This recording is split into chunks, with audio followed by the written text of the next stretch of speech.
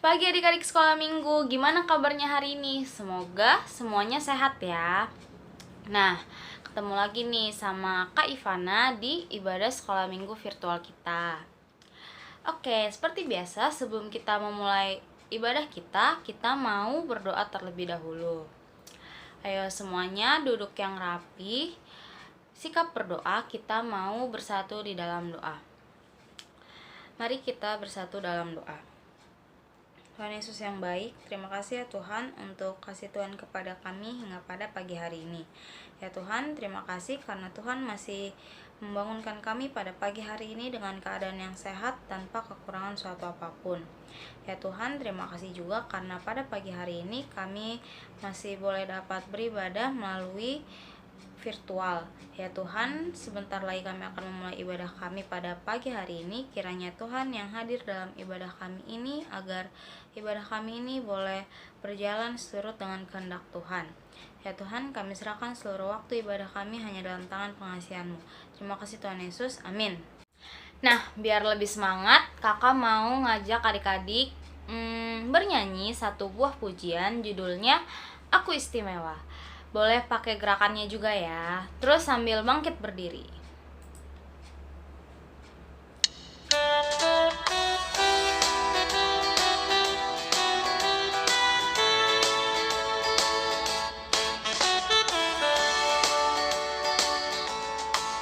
Aku istimewa bukan karena katamu, aku istimewa bukan karena kau puji, bukan karena kuat dan hebatku.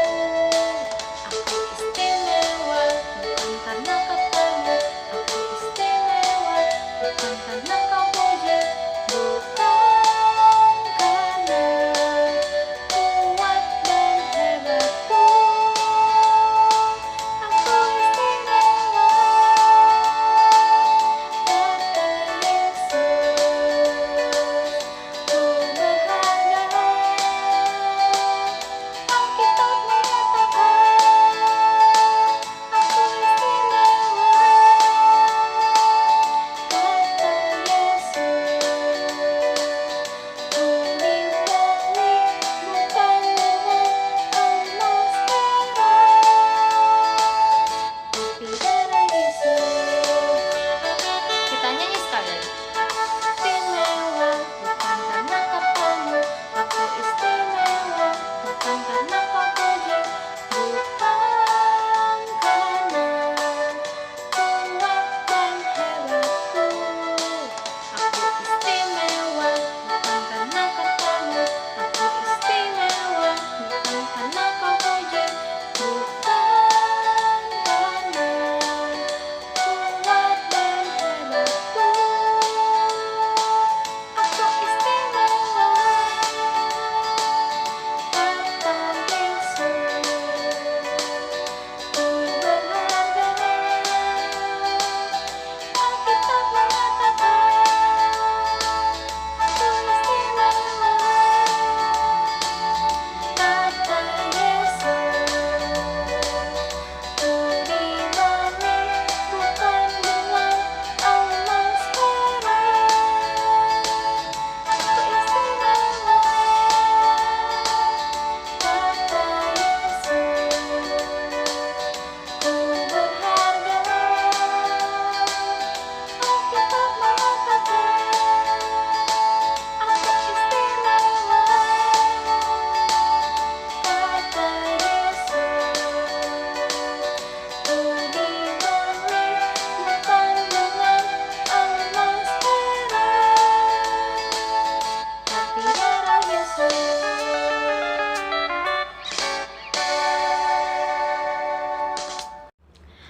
Oke, sekarang kita mau mendengarkan firman Tuhan. Sebelum kita mendengarkan firman Tuhan yang akan dibawakan oleh Kak Jayanti Boru Siregar, kita mau kembali menyanyikan satu buah lagu berjudul Firman-Mu Pelita Bagi Kakiku.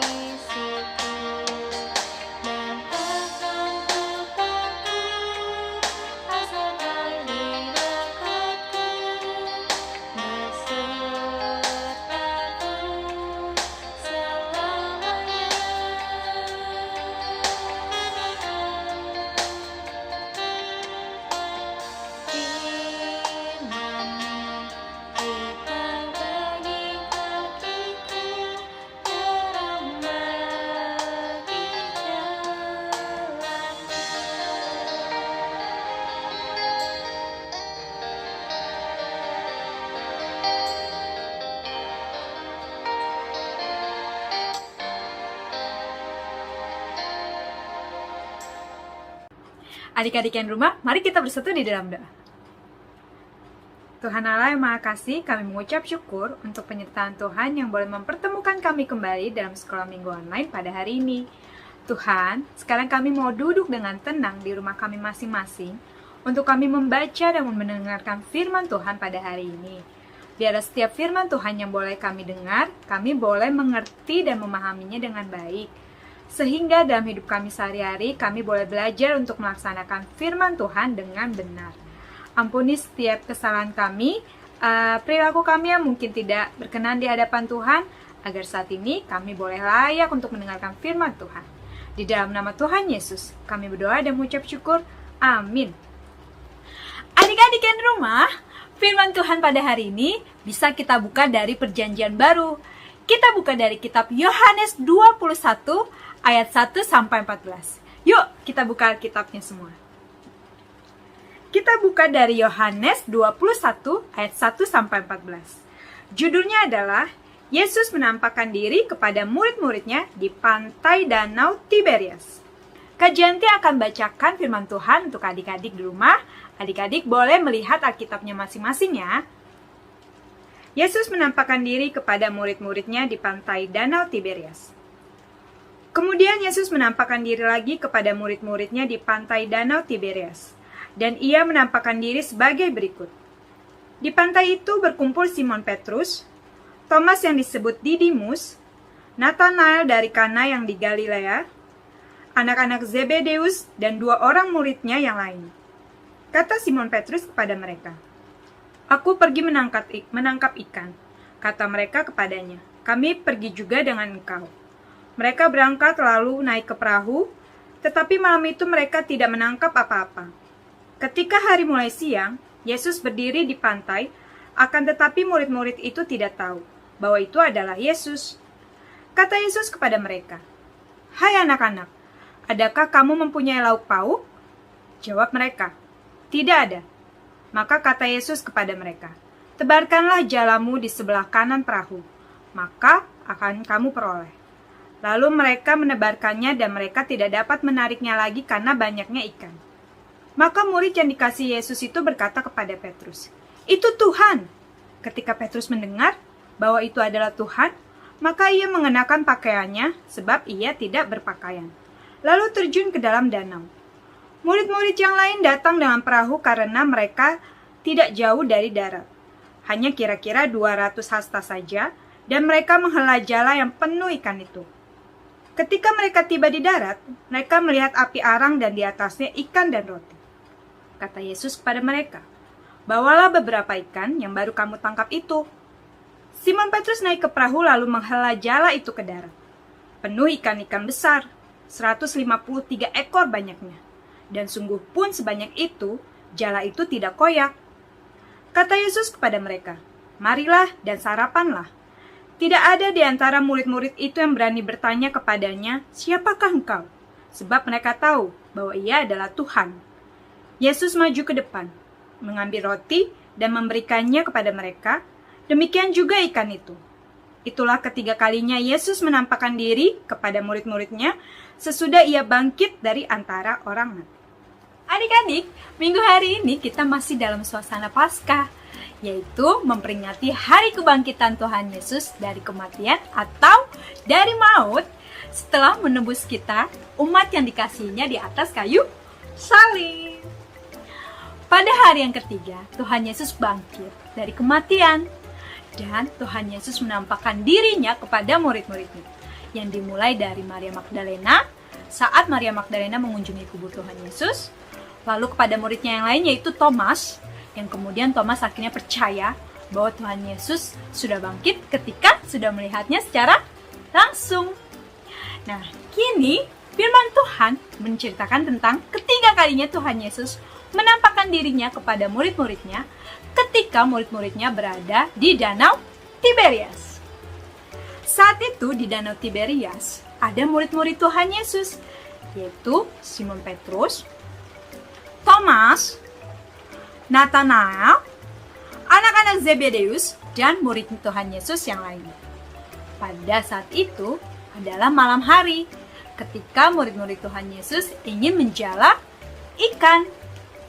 Namun, semalaman itu murid-murid Tuhan Yesus tidak mendapatkan satu pun ikan. Dan sampai hari sudah mulai terang, mereka pun tidak sadar bahwa di tepi danau itu sudah berdiri seseorang, yaitu Tuhan Yesus. Tapi tidak ada satupun murid Tuhan Yesus yang tahu atau sadar bahwa itu adalah Tuhan Yesus. Sampai akhirnya Tuhan Yesus berkata dan bertanya kepada mereka, "Hai anak-anak, adakah kamu mempunyai lauk pauk?" Dan muridnya menjawab, "Tidak ada." Kemudian Tuhan Yesus menyuruh murid-muridnya untuk kembali menebarkan jala itu ke sebelah kanan perahu mereka. Padahal semalaman saja mereka sudah menebarkan jala, tapi tidak ada satupun ikan yang didapat. Tapi Tuhan Yesus kembali menyuruh murid-muridnya untuk menebarkan jala. Dan dengan taat murid-muridnya melakukan seperti yang apa dikatakan oleh Tuhan Yesus. Sampai akhirnya ketika mereka menebarkan jala itu kembali, mereka mendapatkan banyak sekali ikan. Saking banyaknya, bahkan jala mereka pun tidak rusak atau tidak robek.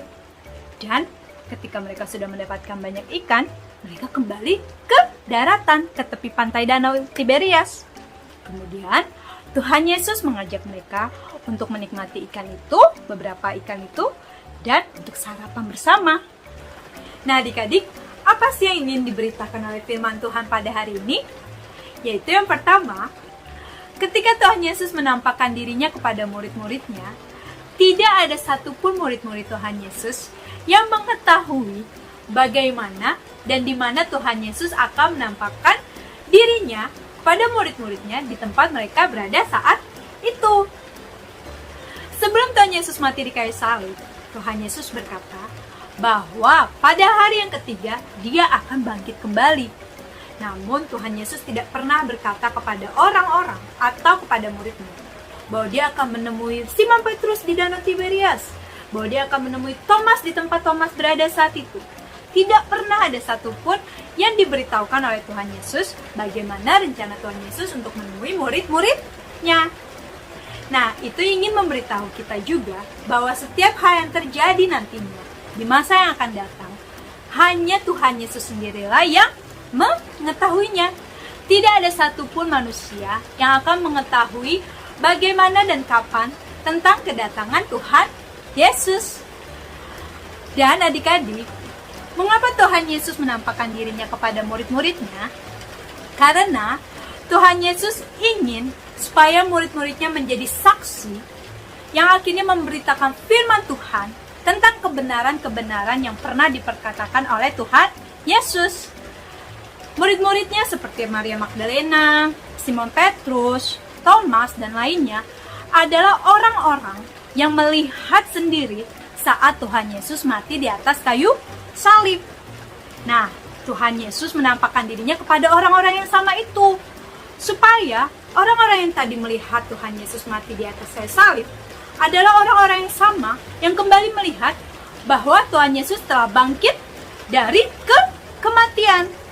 Dan mereka akhirnya percaya bahwa setiap perkataan yang diberitakan oleh Tuhan Yesus sebelum kematiannya, bahwa dia akan bangkit pada hari yang ketiga, adalah tentang kebenaran. Semua yang dikatakan oleh Tuhan Yesus adalah kebenaran.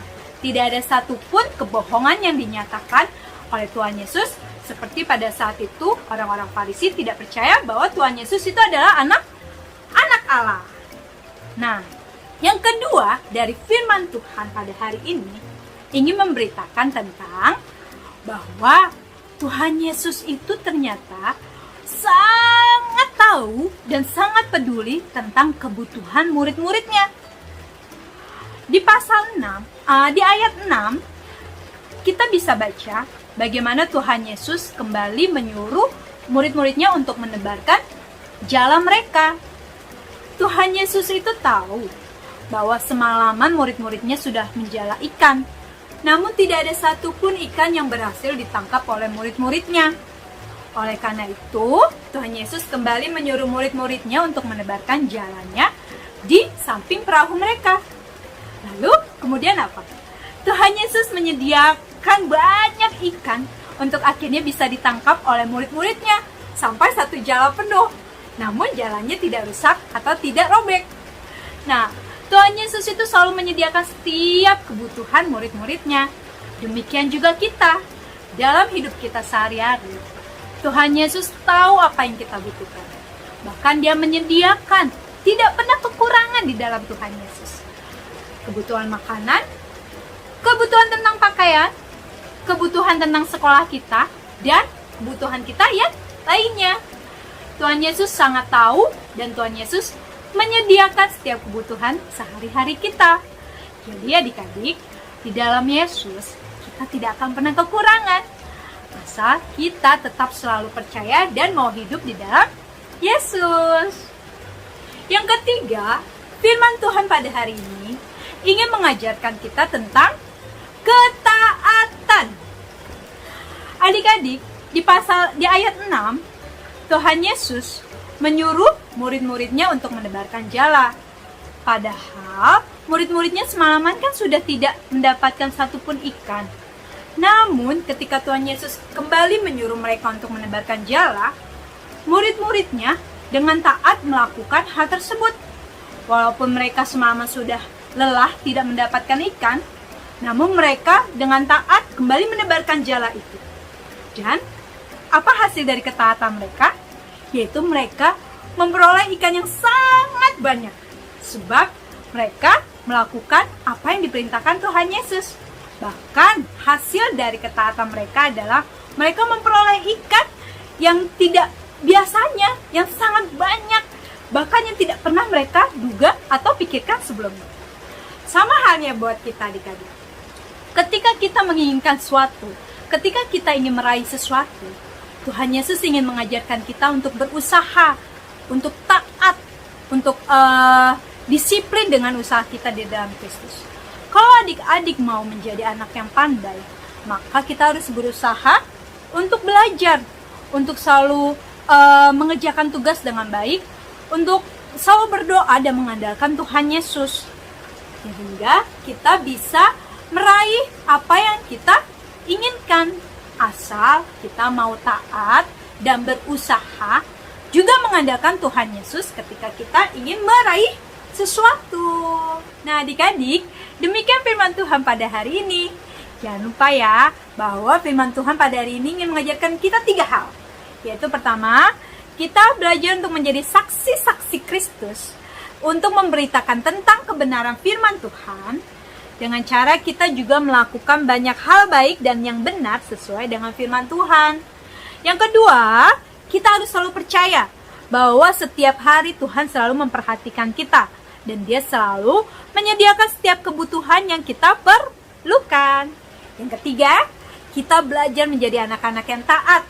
Kita belajar menjadi anak-anak yang mau berjuang dan berusaha untuk meraih sesuatu, tapi dengan mengandalkan Tuhan Yesus. Nah adik-adik, Kak Jayanti akan menutup firman Tuhan pada hari ini dalam doa.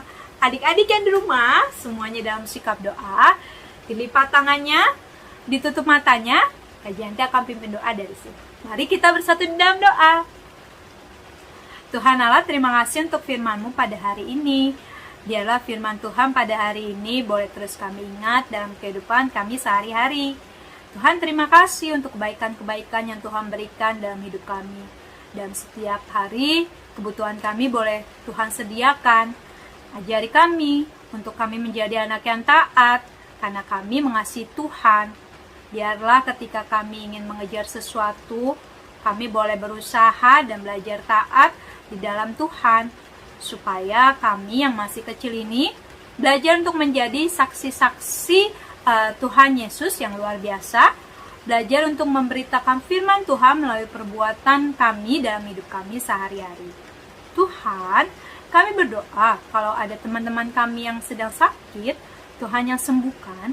Kalau ada teman-teman kami yang mungkin belum bergabung pada hari ini karena malas atau karena ada halangan yang lain, Tuhan yang berkati agar minggu depan mereka bisa bergabung bersama kami untuk sekolah minggu online.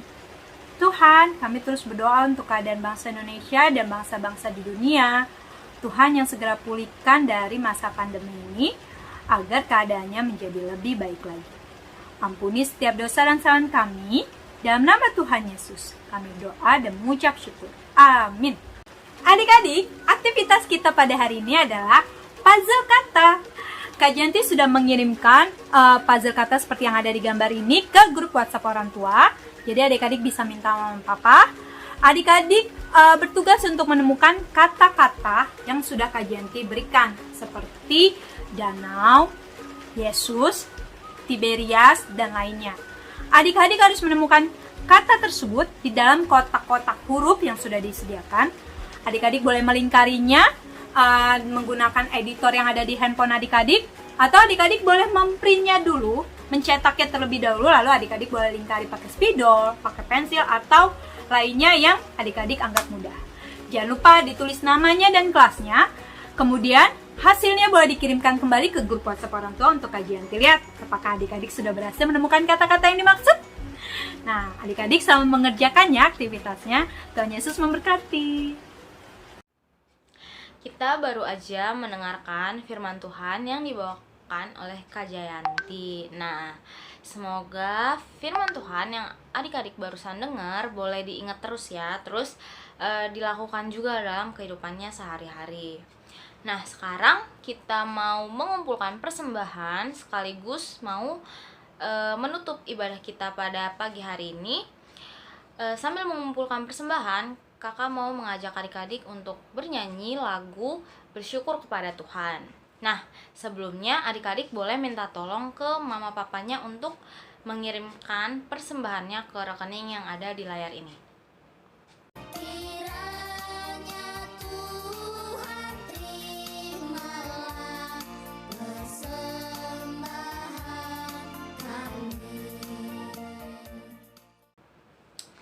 Oke, sekarang kita bernyanyi.